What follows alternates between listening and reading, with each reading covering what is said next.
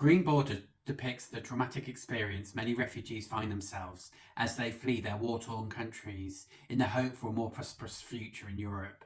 However, the reality is often the case that they are met with the iron fist of Fortress Europe.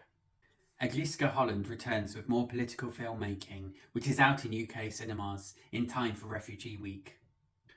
The film won a special prize at Venice and has received really outstanding reviews.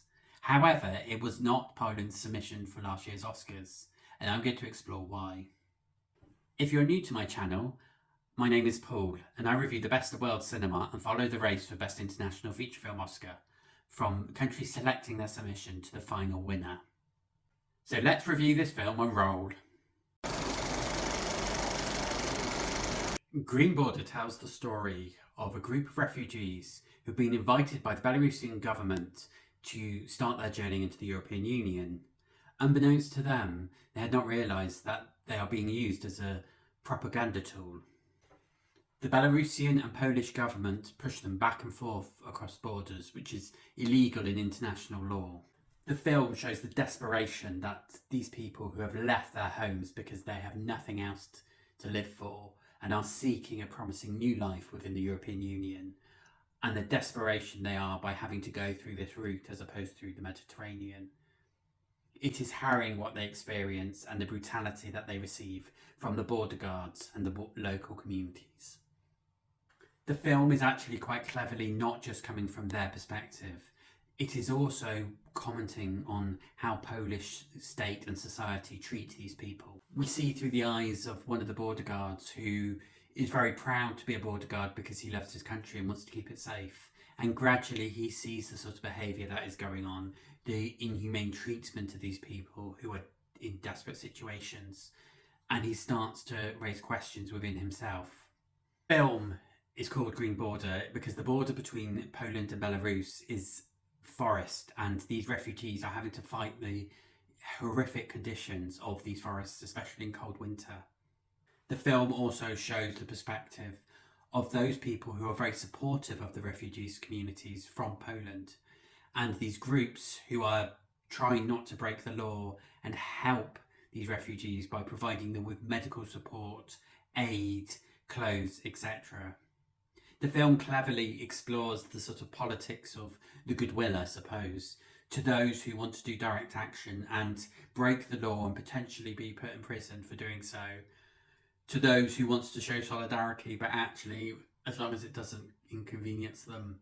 The film cleverly explores through arguments, discussions and processes of how these different people operate in trying to help these poor refugees.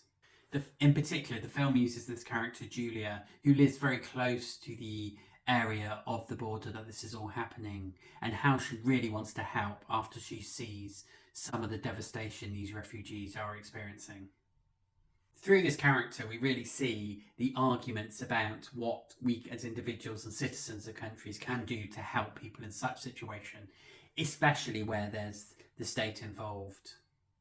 The film purposely does not paint her or any of the other helpers as saints, and certainly doesn't go down the sort of white saviour route, instead showing the realistic portrayal of the people who have tried their best to help and have tried to go against the wishes of the government of the time in order to provide that help. I think Holland has made this decision to show these people is because she wants to show the diversity of opinion that exists in Poland, and that the unquestioned strong border, removing refugees because they are considered a threat, as one opinion, but actually there are good people in Poland who go out of their way to help, and she wants to start that conversation of what can I do to help if I'm in that situation. One of the most striking things about this film is the naturalistic approach to the acting. I understand a lot of the refugee characters will actually have gone through that experience, so there's a real authenticity to their portrayal. Most of them are not classically trained actors. Instead, they are bringing their experience in order to tell that story, which is why this film is really important. There's also some great stars from Polish TV and film, including, and forgive the pronunciation, Marja Ostazarska, who's been in films such as Never Gonna Snow Again and Body, which are really great films that I love. There's also a really small part played by Agata Kuliza, who stars in the Oscar-winning Ida as well as Cold War with a smaller role. She is a legend of Polish cinema. Her role is really interesting because she's only has a small cameo, and what she's doing is portraying that person that is performative in terms of the refugee crisis. She'll light a candle, she'll go to a vigil recognising all those who lost their lives trying to find safety. However, she won't go out of her way to help, especially if it's questionable under the law. I also really love the sense of place here. The green border between Poland and Belarus is this sort of extensive forestry, which is dark and scary. And, you know, accidents could happen. You could drown in swamps, you could trip over and break your foot or whatever it might be. It's this sort of really scary, brutal forest that exists, which represents this really harsh border. The forest is really accentuated by having this sort of black and white cinematography. The film opens with this sort of green, colourful forest that suddenly turns black and white. And I feel it gives this sense of scariness, and this is where people will die as they try to navigate the borders for a better life. I really feel the black and white cinematography was a really inspired choice.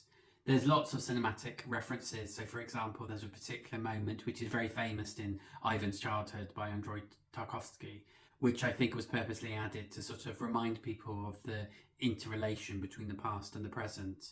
I also feel the black and white gives us a sense of some of Holland's previous work, which was in black and white at the start of her career, and the sort of fight she had with the state in order to produce interesting and politically challenging films.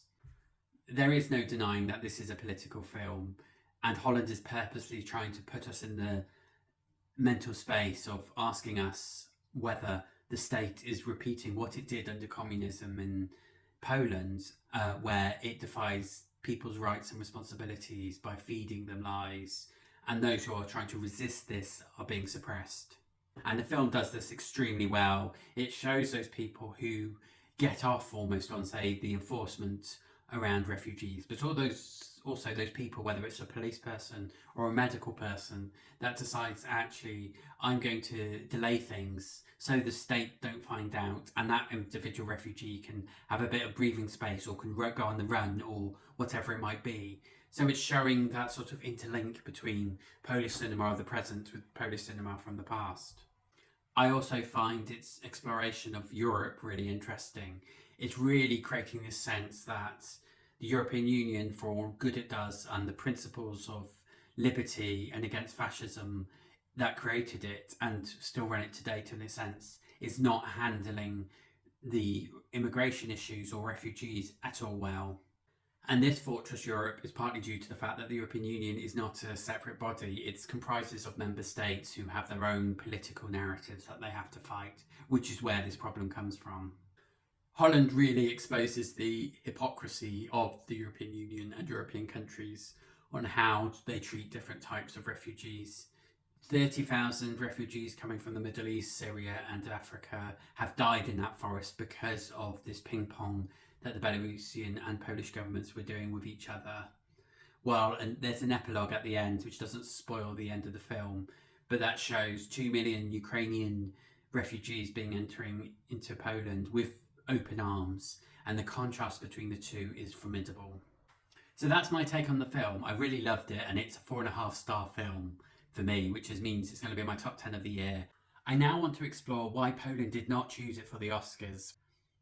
It's a famous directed name who's had 3 Oscar-nominated films in the past, and you would think this is the sort of film that would get Oscar voters excited. However, Poland didn't select it, and here's why. Poland shortlisted 5 films in selecting for their submission for the 96th Academy Award for Best International Feature Film. 2 of these films were documentaries, including In the Rear View, which is a very good documentary about Ukrainian refugees coming into Poland, and Pianoforte, which is about the regular piano competition based around the music of Chopin, which is like the Piano Olympics, shall we say. The latter is a really interesting and exciting documentary. However, I don't think countries like Poland will select documentaries if they have decent feature films, and that year they did have decent feature films, which I'll come on to. The third film was the one that the Polish selection committee purposely chose, which was The Peasants. The Peasants is an animated film by the Welshmans, who have had a previous Oscar nomination in the Best Animation category for Loving Vincent. This was an animated adaptation of a Polish literature classic by Gremont of the same name as the film. The film was made painstakingly through multiple screens of oil paintings, and it's a remarkable achievement which does slightly pay off, although whether it's worth all the work, I'm yet to be convinced. This book is a regular read for young people, I understand, at school, so I think this has had some young people who have been very relieved by the existence of this film, because it means they don't have to necessarily read a really long book. Instead, they can watch the film. I can totally understand why the Polish Selection Committee chose The Peasants. For me, it's a decent film, which, if there was less competition from Poland, it would make perfect sense to select this film as the Polish submission. I think also, this is where it comes down to, it's the politics. It creates that historic Polish identity, which I think really plays well with the Polish Selection Committee, especially under a Law and Justice Party run government. The other two films that were shortlisted, including Women of and Green Border, really defied the politics of the Law and Justice Party, which I'm going to come on to now. The fourth film, Women of, starred Joanna Kulig, who also starred in the Oscar-winning Ida and Cold War, which got Oscar nominated.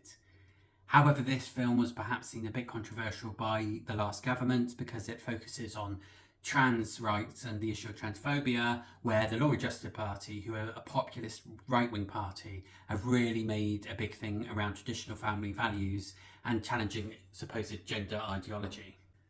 A film like Women of really challenges what the narrative from that government came from. So you can perfectly understand why the Polish Selection Committee would not want to put that forward. I actually think it's probably not one of the strongest films in that list, despite the fact it bravely tackles a very important subject. However, very much like Green Border, which I've just reviewed, there is a sort of synergy between Women of and Green Border. Both really challenged the law and justice political narrative. Both were seen as quite ideological from the populist right. So you would imagine it would be counterproductive for a Polish-run selection committee to choose these two films. It is also worth noting that Green Border was also funded through Czech film funding streams as opposed to the Films School from Poland. Normally Polish Film School would pick this up and put loads of money in it, but the fact it was so critical of that government and the current Polish government that replaced the Law and Justice Party have not done a great job either. But the fact that it's seen as a big political criticism would suggest this is why it was not selected as Poland's choice. And actually the narrative and the interrelation with traditional Polish literature meant the peasants made a much more logical choice for such a selection committee. Green Border is a radical piece of work that explores to politically criticise the role of the law and justice government in Poland, but also governments across Europe with the swing to the populist right. It's very much making the case of how we should be welcoming refugees who are fleeing war-torn countries or complete destitutions with open arms, and trying to manage that process by making sure people go to safe places that are the right place with the right resources, which can then help bring new communities to help benefit wider European communities, so we can all prosper from refugee and migration. Green Border is currently in UK cinemas. Please do check it out if you can.